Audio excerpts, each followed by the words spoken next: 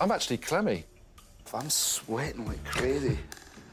So I've just finished watching this pitch, and it's called The Toughest Negotiation, and it is. And to be honest, to see how this pitch and the negotiations develop step by step by step is like, it's just a beauty.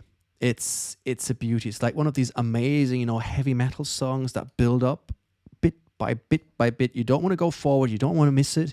And if you hear it, you go like, I understand. Like Metallica or one of these incredible other songs.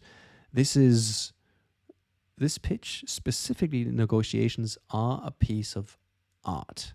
So make sure not to miss anything.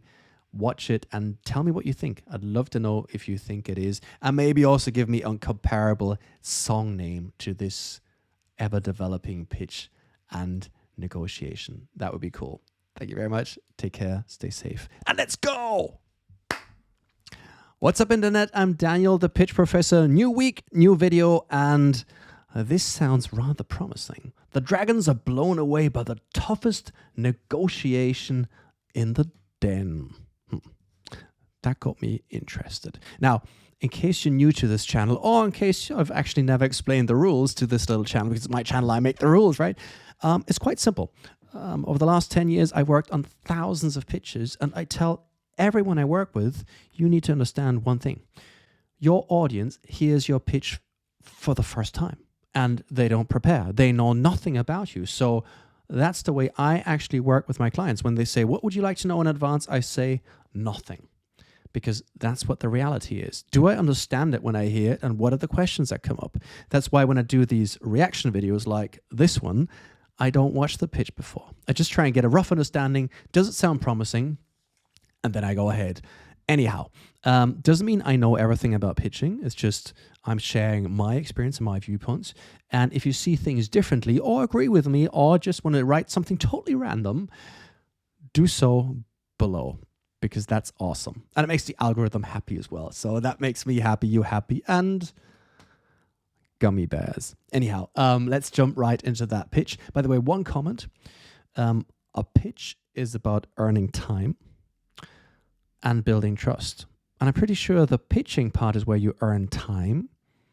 The negotiation part, the Q&A part, that is where you earn, where you build trust. So toughest negotiation, that sounds like a good one. Let's go.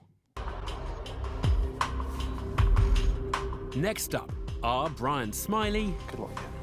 and Ewan McCreath, two Scottish techies with a plan to revolutionise the mobile app. That's my old hood. Got a Mobile fantastic product that's innovative, disruptive, and it's very exciting. Very quick comment on that. I like the dynamic between the two of them, the way they kind of just say, well, good luck. It's a small detail, but I like that. And comment two, I wrote my thesis on mobile marketing, and the first company I co-founded was an agency that built and marketed mobile apps. So yeah, that should be good. Whenever we pitched, we've had a 100% hit rate in terms of pitch versus investment. So I'm very confident. Doesn't mean much, could just be once. No shortage of self-belief, but how will they fare in the white heat of the den?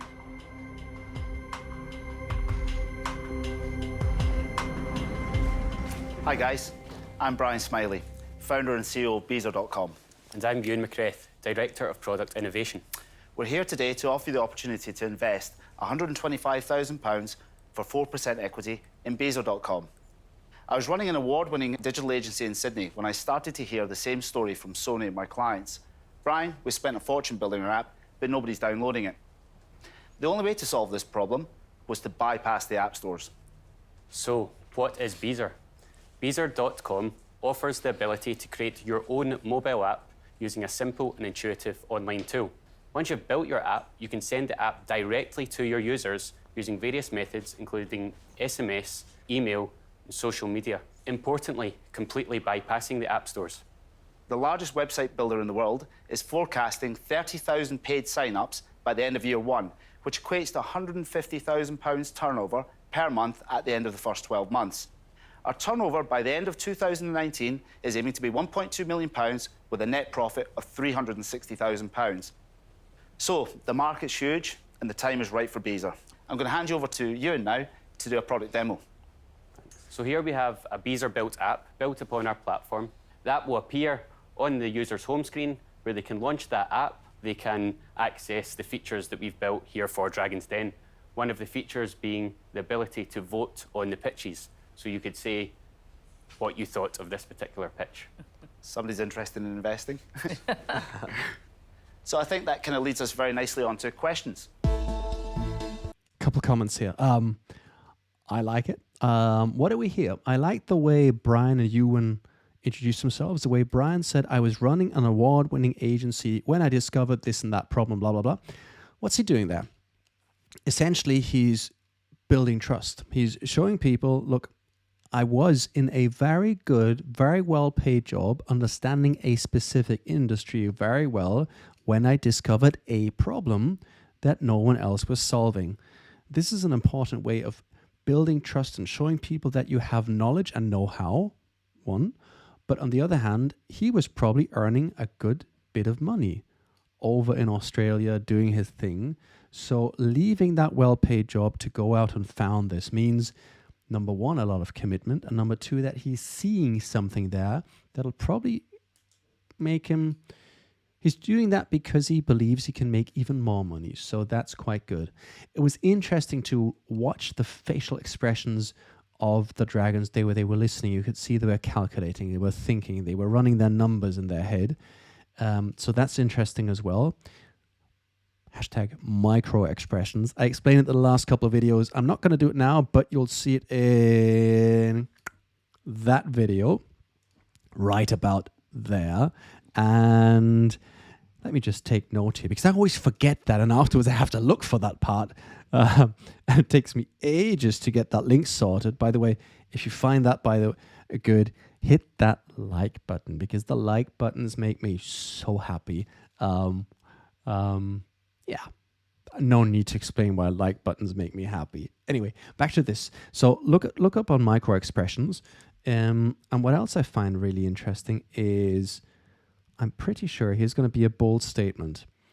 Now, I'm not going to go into details, but what they explain right now is basically like a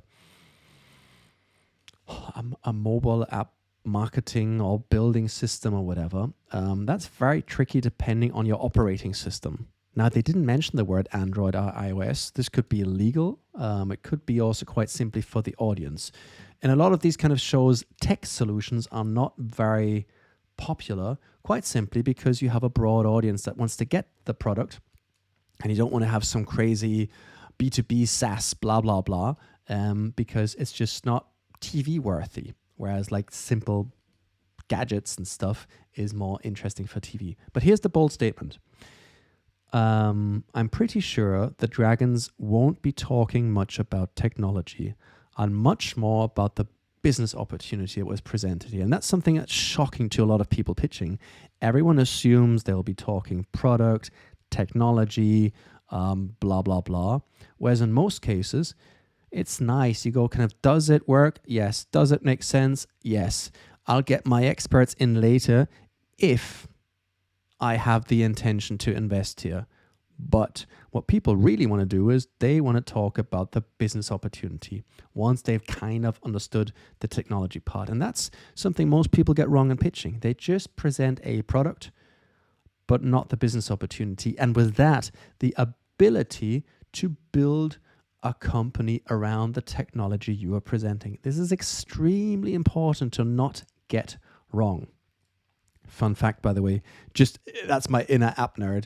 What they've just presented kind of got very tricky in the year 2024 when in Europe, a lot of the app stores or the app store had to be demonopolized. I'm not going to get into this anymore, but if you do have a product which is reliant on app stores or not, that's always tricky because at the end of the day, if the rules are changed, your company dies. And I've seen a lot of them die over the last 1.5 decades I've spent in this space. But anyhow, let's see what the dragons actually have to say here.